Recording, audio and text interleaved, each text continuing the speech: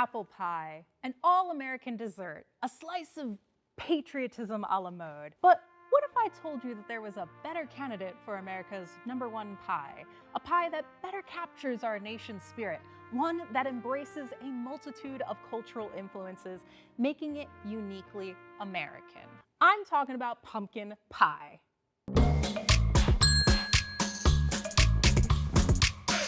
Now hear me out. What do we really think of when we think of American as apple pie?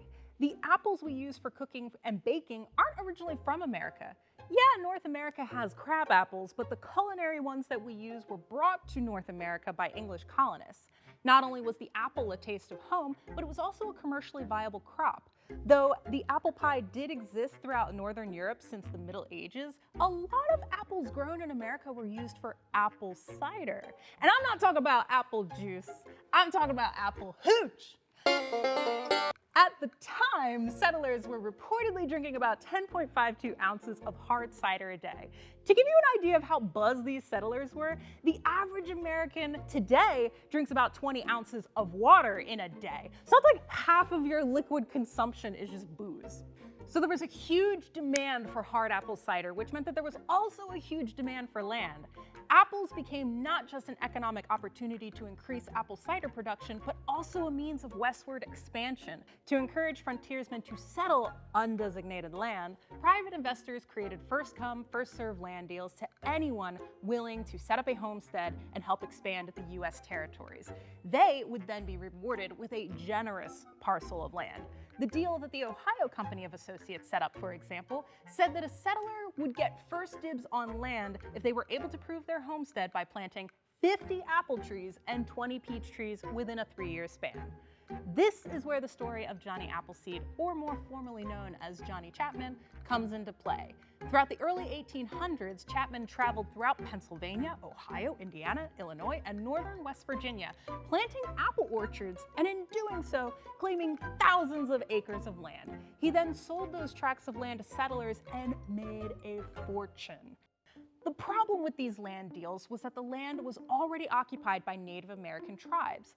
Settlers didn't see Native Americans as owning the land because they weren't using it or maintaining it in the same ways that they were. To American settlers, land ownership meant putting up a fence and cultivating the land.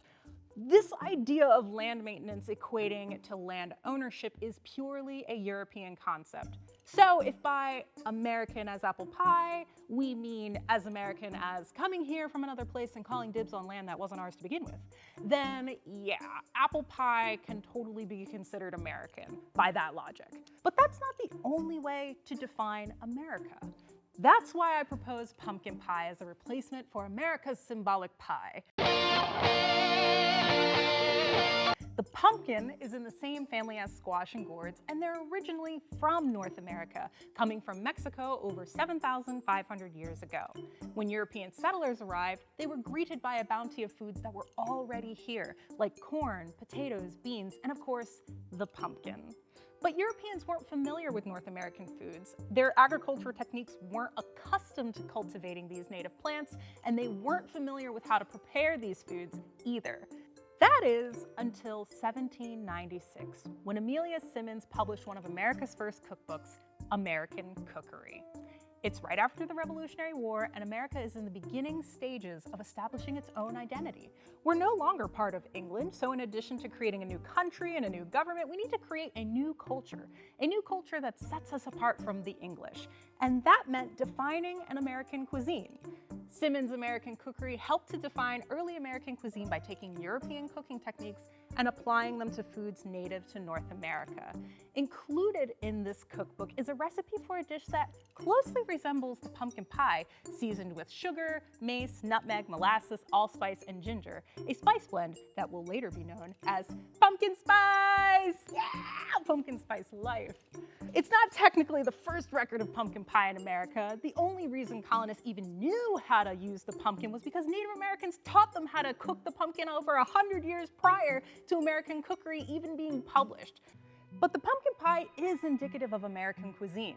Like our Constitution, American cuisine adapts over time to reflect the people that are here. It takes what's already been here and integrates ingredients and cooking techniques from other cultural influences from other places around the world. As more people from more cultures come to America, they bring with them their foods from their homelands that continue to add diversity and deliciousness to our culinary landscape. American cuisine isn't like the apple pie, bringing something from another place to replace what's already here.